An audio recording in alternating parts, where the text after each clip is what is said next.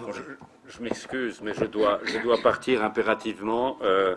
Donc je vais essayer de répondre rapidement aux questions qui ont déjà été évoquées. La primera pregunta de Javier Albarracín, ¿a qué región pertenece un país determinado? Yo sigo pensando que tenemos, sin lugar a dudas, varias identidades como país en función de la ubicación, en función de la historia, en función de la cultura. España es un país de la Unión Europea, integrada en la Unión Europea y trabaja con países como Suecia, Polonia o las repúblicas bálticas de una forma consensuada y con unas políticas comunes en cantidad de campos, pero es verdad que también España desarrolla con algunos países particulares, que sean los países del norte de África o América Latina, una especie de relación privilegiada que no tienen suecos ni rumanos. Es decir, que no creo que hay que encerrarse en pertenecer a una familia en función de un solo criterio. Hay realidades económicas. Es el caso de Marruecos. Con Marruecos estamos desarrollando una cooperación muy ambiciosa, muy ambiciosa, que si me atrevo a citar el antiguo presidente de la Comisión, Romano Prodi, que diría la política de vecindad llevada al punto que llevamos con Marruecos es una integración sin instituciones comunes. Pues es un acercamiento grandísimo en campos muy diversos y diferentes.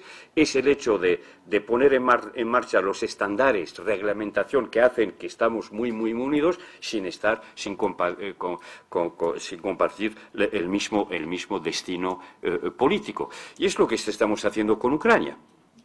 Con Ucrania estamos desarrollando una relación muy grande que nos causa problemas con Rusia, pero eso es otro tema, sin todavía poder decir si es eso. Así que creo que en eso no hay que poder ser dogmático, flexible en función de las situaciones y sobre todo de la voluntad de cada país de estar o no en una región. En eso hay que aceptar la soberanía. Segunda pregunta, era la de la institucionalización.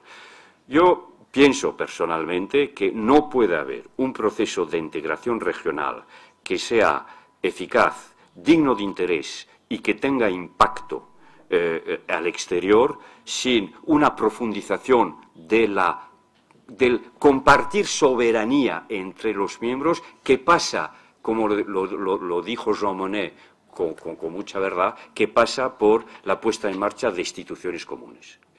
Sin una Comisión Europea fuerte y un Parlamento fuerte, no habría proceso de integración. Hoy se hacen críticas duras a la Comisión Europea, con cierta razón, porque no tiene esa capacidad de propuesta fuerte que nos llevaría a un proceso de integración mayor. Sin instituciones fuertes comunitarios que expresan el interés general. Es normal que un país miembro de una organización regional defienda sus intereses. Es absolutamente legítimo. Pero si todo el mundo defiende sus intereses, estamos en una lógica intergubernamental y que nos lleva al fracaso en la integración. Si tienes instituciones fuertes, legislativas o ejecutivas, que representan el interés general, facilita la profundización. Sin instituciones fuertes y sin presupuesto importante, no creo que haya. Europa sigue frágil porque solo tiene como presupuesto europeo, a nivel europeo, menos de 1% de su PIB global. No podremos llevar una Europa política siguiendo con un porcentaje tan flojo de la integración. Ahí está. Pero esto es un proceso que no llega del día a la mañana. Requiere una voluntad política de compartir soberanía que es inmensa. Así que yo creo que es esto. Monsieur le ministre du Cap-Vert, je voudrais essayer de répondre à vos questions qui sont extrêmement difficiles et je crois qu'on n'est pas arrivé aujourd'hui à un niveau de réflexion tout à fait mature. Comment aider les autres expériences régionales? On l'a essayé, parfois maladroitement, en essayant peut-être de vouloir imposer de façon mimétique, imposer ou conseiller de façon mimétique ce qui avait été la réalité européenne. Or, je pense que c'est un phénomène complexe qui implique des phénomènes culturels, des réalités politiques, de volonté ou pas, des réalités économiques de divergence ou de disparité dans les différents éléments. Je suis persuadé que si nous devions faire l'Union européenne aujourd'hui, nous n'y arriverons pas. Ce qui nous a soudés, c'est le danger réel ou supposé du communisme et de l'Union soviétique. Et ça a été la volonté d'un certain nombre d'hommes de dépasser les contraintes du moment pour mettre ensemble des peuples qui s'étaient fait la guerre et qui avaient souffert de leur guerre fratricide depuis trop longtemps. Donc il y a une conjonction historique qui a fait que ça a rapproché les gens. Et comme ça a marché, ça a attiré les autres. Hein. Mon pays, l'Espagne, qui ne vivait dans le franquisme que par la volonté d'être dans la famille des démocrates européens, il y a eu un mouvement, parce qu'on est sorti de la dictature, comme au Portugal, qui a conduit naturellement l'Espagne et le Portugal dans l'Union européenne, qui était pour nous une référence d'efficacité économique et de consolidation de la démocratie. Ça a été la même chose pour les pays de l'Est, hein, qui sortaient du joug de l'imposition soviétique et qui ont voulu partager la liberté et le mode de vie occidental, on va dire. Donc, il n'y a pas deux expériences qui soient semblables. Alors, je crois que beaucoup d'expériences régionales ne fonctionnent pas parce qu'il n'y a pas une analyse profonde des obstacles au progrès vers l'intégration. Les obstacles. Où on fait le volontarisme absolu, c'est aujourd'hui l'Amérique latine. Hein. L'Amérique latine aujourd'hui, on n'arrive pas à faire le Mercosur, on n'arrive pas à faire le pacte andin, on va faire difficilement la comunidad centra-américaine. Hein. Alors qu'est-ce qu'on dit? Ben, on dit, les politiques disent, faisons l'union de l'Amérique latine. C'est-à-dire, comme le disait un jour Enrique Iglesias, qui est intervenu ce matin, comme on ne peut pas sauter 1,20 m, on met la barre à 1,40 m. On est sûr qu'on ne va pas la sauter, parce qu'on va pas pouvoir le faire. Alors ça, c'est la fuite en avant qui ne conduit nulle part. Hein.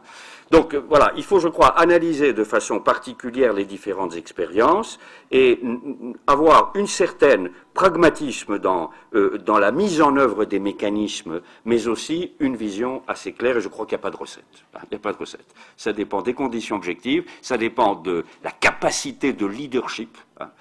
Quand est-ce que nous avons fait des progrès marquants en Europe? Quand on avait Helmut Kohl en Allemagne, François Mitterrand à Paris, nous avions Felipe González à Madrid, et nous avions Jacques Delors comme notre patron à Bruxelles. Il y a une conjonction de gens qui tout d'un coup avaient une vision et une capacité d'entraînement. Voilà. Il y a plusieurs facteurs. Ce serait le thème d'un séminaire en soi. Hein. Peut-être on le fera un jour. Quelles sont les conditions de succès de l'intégration? Je ne peux pas aller plus loin. Alors, sur l'autre question, vraiment très très difficile que vous avez, je ne crois pas que notre approche de voisinage soit, comme vous l'avez dit, héritière de la guerre froide. Bon, d'une certaine façon, on peut le dire. Mais disons, pourquoi cette politique de voisinage? Parce que dans toute politique extérieure d'un État ou d'un groupe d'États, le voisinage est un élément essentiel de la politique étrangère. Hein. Qu'est-ce qu'on veut apporter par une politique étrangère? On veut apporter la sécurité à nos citoyens, hein, face à des menaces extérieures, et être assez fort pour pouvoir défendre ses valeurs et ses propres convictions et ses intérêts à l'extérieur. Donc, l'intérêt primordial de toute politique extérieure, c'est d'avoir avant tout un espace de sécurité et de prospérité, si possible, aux alentours, pour réduire les menaces et réduire les conflits et rentrer dans une logique de coopération. Alors, c'est ça que nous essayons de faire. Et c'est vrai que ça, c'est pas neutre, parce que ça a des répercussions sur les voisins des voisins. Et là, nous avons une grande, je terminerai là-dessus, un grand défaut, un grand défaut structurel, j'arrive pas à trouver un autre mot, qui est que notre politique extérieure est divisée entre une politique de voisinage et une politique particulière avec les pays d'ACP, qui est le résultat d'une histoire. Hein. Et il est évident que d'une histoire et d'une certaine volonté d'un certain nombre de pays membres de l'Union européenne d'avoir encore tout seuls des liens privilégiés avec ces pays ACP. Hein. Ce que nous devrons faire, et j'espère que le traité de Lisbonne sera sera ratifié par nos amis irlandais, c'est d'unifier la politique extérieure sans que nous ayons trop de séparation qui nous créent des contradictions et qui nous ne permettent pas d'avoir l'homogénéité et la clarté stratégique suffisante pour pouvoir englober tous les problèmes ensemble. Il n'y a pas une politique ACP avec les pays africains subsahariens et une politique de voisinage différente qui est gérée, pensée, développée de façon tout à fait à part. Donc nous avons là un effort énorme à faire de changement structurel et qui pourra bénéficier à une approche plus cohérente entre le voisinage et les politiques vis-à-vis de l'Afrique subsaharienne. Merci beaucoup.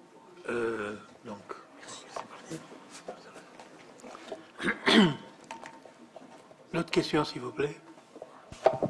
Merci bien, Monsieur le Président. Je suis Abdou Aziz Sow.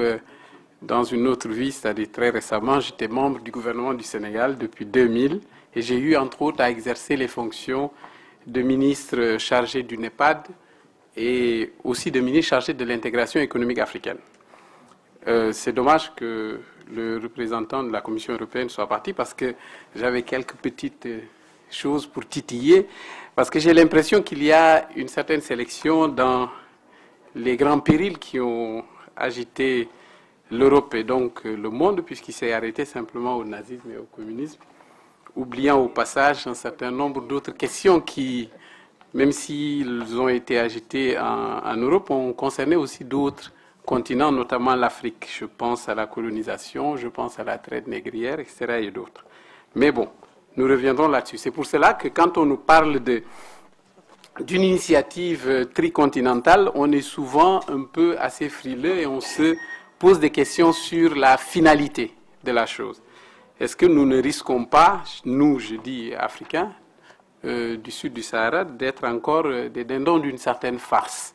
Surtout si l'on sait comment, lors des dernières rencontres concernant le G20, on a eu l'ambition pour certains de réfléchir à la gouvernance mondiale et aux choses du monde en oubliant une grande partie du monde et en les mettant dehors. Mais dont acte, je pense que nous pourrons, dans les discussions et dans les apports que nous pouvons faire en sorte que l'on sente mieux la présence de l'Afrique. Je voulais venir sur le thème. Et mon ami du Cap-Vert m'a un peu marché sur la langue parce que sur les méthodes et sur la façon dont cela se fait dans nos pays, on se pose un certain nombre de questions. Notamment, quelle en est la finalité? Est-ce que c'est l'efficacité qui nous guide? Il a cité quelques exemples. Il a regretté le fait que certains représentants d'organisations économiques régionales ne soient pas là pour des raisons diverses. Mais si on prend notre espace, nous avons l'ambition de nous ouvrir, de faire en sorte qu'on sorte de nos frontières et que l'on, par la synergie, qu'on puisse se développer. Et nous superposons un certain nombre d'organisations qui ont toutes la même ambition, mais qui se tirent dans les pattes et qui se gênent mutuellement, qui fait qu'au bout, il n'y a pas d'efficacité. Nous avons une organisation monétaire commune dans l'espace de l'Afrique de l'Ouest qui prend en compte un certain nombre de pays estampillés d'origine française à l'époque, avec 2 ou 3 apports, et qui sont eux-mêmes membres de la grosse CEDEAO, qui regroupe des pays d'origine anglo-saxonne aussi, qui ont la haine dès qu'on leur parle de tout ce qui est franc, français, etc. et autres, et qui crée un certain nombre de conflits d'intérêts latents et qui fait que l'efficacité n'est pas de mise. Et à côté de ça, il y a d'autres ambitions qui se créent, voulant regrouper des pays du Sahel, du Sahara, etc., et qui regroupent pour l'essentiel les mêmes pays membres de cet espace de l'Afrique de l'Ouest et d'autres et d'autres et d'autres. Et au-dessus de tout ça, ce chapeau, nous avons l'Union africaine. On se pose des questions sur la finalité quand, en allant voir les populations, vous leur demandez c'est quoi l'Union africaine. L'Union européenne, on connaît, parce qu'il y a des routes, il y a des forages, il y a quelques petites infrastructures. UE, on connaît, dans les plus petits villages africains. Mais UA, on ne connaît pas. On les entend quand il s'agit d'aller courir, jeter de l'eau sur un certain nombre de conflits latents qui existent entre pays ou dans les pays. Alors donc, on se pose des questions sur leur efficacité. Surtout si l'on sait qu'avant l'UA, quand on était au UA, les pays africains, les chefs d'État notamment, ont pensé à une stratégie, à une vision qui aurait servi de base peut-être d'un développement beaucoup plus conséquent, à savoir le NEPAD. Mais chemin faisant, on se rend compte que l'institution, l'Union africaine, a cherché un développement parallèle au NEPAD qui a failli même être institutionnalisé, les bailleurs de fonds trouvant quelques raccourcis pour aller travailler avec une structure qui n'avait pas d'antériorité en matière de mal-gestion. Mais à côté de ça, nous nous posons aussi un certain nombre de questions sur l'efficacité du partenariat, pour ne pas dire aide, entre les pays du Nord, l'Union européenne généralement, et nous, quand il s'agit de nous accompagner dans nos politiques de développement. Le représentant de l'Union africaine, de l'Union européenne d'origine espagnole, il sait, quand l'Espagne a été intégrée, la première des choses qui a eu à être faite, notamment, entre autres, ça a été la mise à niveau des infrastructures, à tout point de vue, routières, ferroviaires, etc., éducationnelles, etc., bonne gouvernance et tout le tutti-quanti. Mais chez nous, il suffit que l'on pose des politiques tendant à vouloir favoriser la fluidité du trafic et des circulations pour qu'on nous dise « Oh, c'est lourd, c'est cher, c'est impossible, etc. » Bon, on pourra y revenir sur, disons, ces ambitions légitimes. Maintenant, sur l'ouverture. Et pourquoi, quand on nous appelle à une réflexion Europe, Afrique, etc., on se pose aussi un certain nombre de questions. Parce que l'élargissement de l'Europe se fait peut-être d'un point de vue opportuniste, pour des intérêts opportunistes au bon sens du mot. Je ne le dis pas de façon négative, mais beaucoup plus à l'Est qu'ailleurs. Et il y a un certain nombre de questions, comme l'a dit tout à l'heure M. Landaburu, qui nécessitent des débats et d'autres séminaires et d'autres colloques, et qu'il faut avoir, disons, le courage de poser et de mettre sur la table. Et nous, Africains, notamment ceux au sud de Sahara, quel est notre intérêt dans cette histoire? Notre intérêt, est-ce que c'est d'être là à regarder, à former nos jeunes cadres pour qu'on dise immigration sélective, ceux qui ont des diplômes supérieurs, etc., etc., peuvent venir, les autres retourner chez vous. On fait de la compassion quand on en rencontre dans les plages espagnoles, mais ensuite c'est pour les soigner, les remettre dans l'avion, basta et vous rentrez. Et à côté de ça, on nous dit attention, danger. À l'Est, il y a des gens qui viennent, c'est dangereux, ils vous apportent ceci, ils vous apportent cela. Je parle de la Chine, notamment de l'Inde, etc. et d'autres. Mais où est notre intérêt? Notre intérêt est d'être là, de vivre un paternalisme de bon aloi qui, de temps en temps, avec l'APD, etc. et autres, nous saupoudre quelques petits dons? Ou est-ce que l'aide n'est pas d'envisager une coopération sud-sud, au-delà des frontières atlantiques? J'ai entendu ce matin un représentant de la Chine parler de façon, je ne dirais pas pertinente, mais qui peut faire peur à certains, mais l'intérêt, nous, Afrique subsaharienne, est-ce que ce n'est pas de nous retourner du côté de gauche, en allant voir du côté du Brésil, du Nicaragua, de l'Uruguay, etc., et autres, mais aussi de nous retourner du côté de l'Est, en surplombant peut-être les pays du Moyen-Orient qui ont des ressources à ne pas savoir quoi en faire, et aller chercher et la technologie et la coopération, où il n'y a pas cette relation de type paternaliste où on dit on va faire une présélection, etc. Bon, c'est quelques petites agitations juste pour faire de la provocation. Mais quand j'entends qu'on dise qu'il faut faire l'émergence aussi d'un nouveau leadership, je suis entièrement d'accord. Quand on me parle de la société civile, je suis aussi entièrement d'accord. Sauf que des fois, il y a des confusions telles entre société civile, personnel politique, qu'on ne s'y retrouve pas. Je termine, Monsieur le Président, en m'excusant d'avoir été un peu long, pour citer un cas qui est quand même dramatique, c'est la Guinée-Bissau.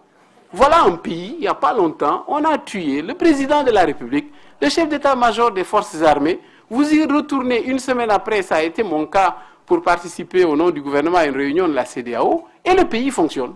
Tout marche, il n'y a aucun problème. La suppléance s'est faite tranquillement, et les gens marchent comme ça. Alors que, bon, il y a quand même un grand danger. Et si on veut nous appeler à une coopération, à une réflexion qui puisse faire en sorte qu'on harmonise nos modes opératoires et qu'on s'en rende compte qu'on est dans un monde unique.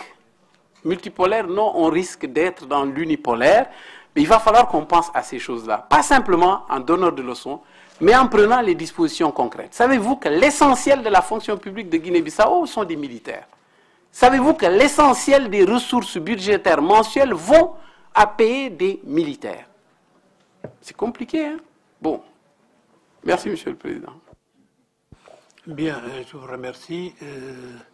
Je vais demander votre compréhension. Il y a une réunion, je crois que synthèse avec le commissaire au plan, au rez-de-chaussée. Je suis invité en tant que président de cette commission. Donc je vais demander à M. Alvarez, s'il vous plaît, de me remplacer pour la suite des travaux. Et si je termine à temps, je reviendrai. Merci beaucoup.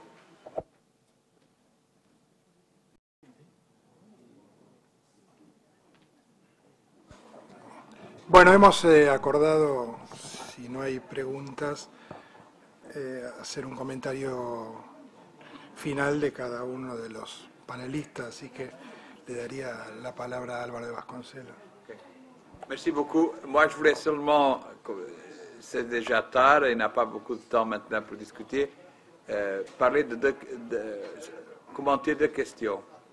La première question, c'est la question de savoir comment on peut bâtir une intégration régionale, quelles sont les conditions pour l'intégration régionale, et s'il faut des institutions.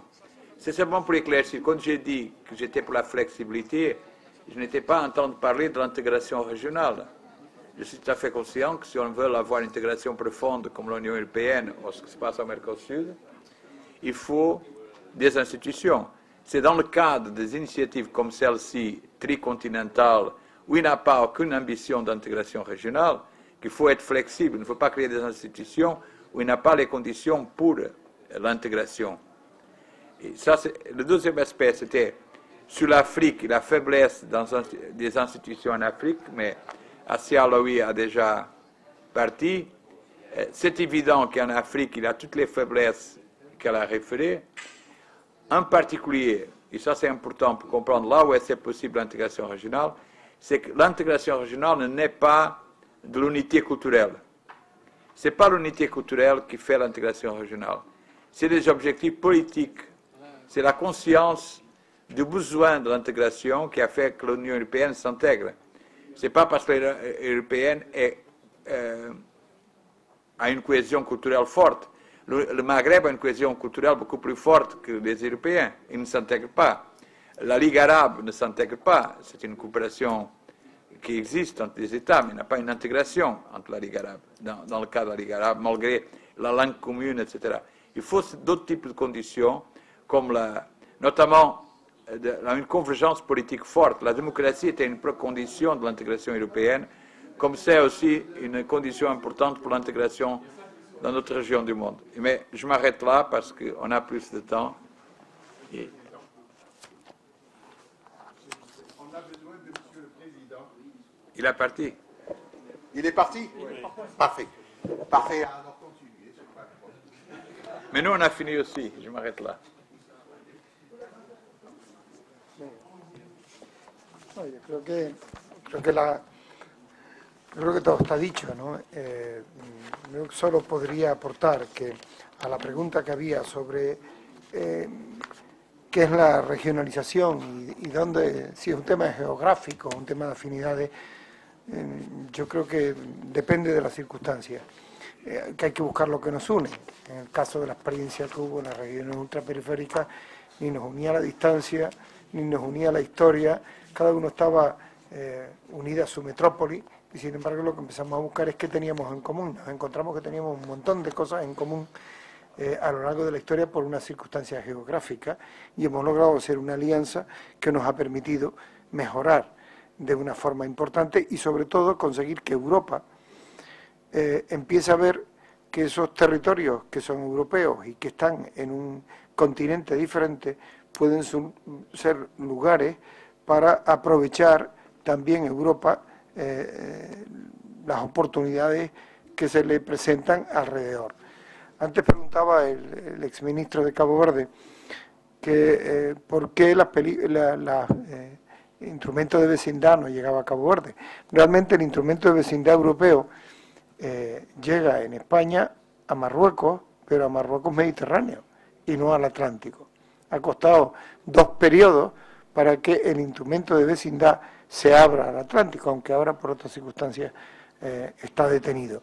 y se ha quedado, se ha puesto una pequeña simiente en desarrollar lo que se llama el instrumento de gran vecindad, que es dar la oportunidad a los países subsaharianos, en este caso en relacionarse con Europa por la vía de ese instrumento, y que estamos empezando a desarrollar, y que si tiene éxito, ahora que tiene una partida económica pequeña, supongo que en el próximo periodo podrá incrementarse la partida económica. Estoy de acuerdo con lo que decía Eneco Landaburu, que no hay regionalización si no hay detrás recursos económicos, como no habrá una Europa fuerte si no tiene una institución fuerte y unos recursos económicos importantes, ¿no? Bueno, muy brevemente, a la pregunta o a la reflexión sobre la pertenencia, creo que los procesos de integración más exitosos han tenido que ver básicamente con la historia, la geografía, o sea, la vecindad, y básicamente las oportunidades económicas. Si tomamos el caso de la Unión Europea, la relación Alemania-Francia, superarla, como se planteó acá, las confrontaciones bélicas, fue fundamental, y eso tenía que ver con una vecindad. El caso del Mercosur es la relación Argentina-Brasil, ese fue el eje articulador del Mercosur. En el caso de Estados Unidos, México, Canadá, la geografía y los flujos económicos y comerciales, las oportunidades de más y mejor comercio para los países. Así que yo creo que esos son los ingredientes. Ahora, yo creo que la integración es un instrumento. Sobre todo el mundo periférico no podemos aspirar a que ningún instrumento por sí solo nos regale el desarrollo.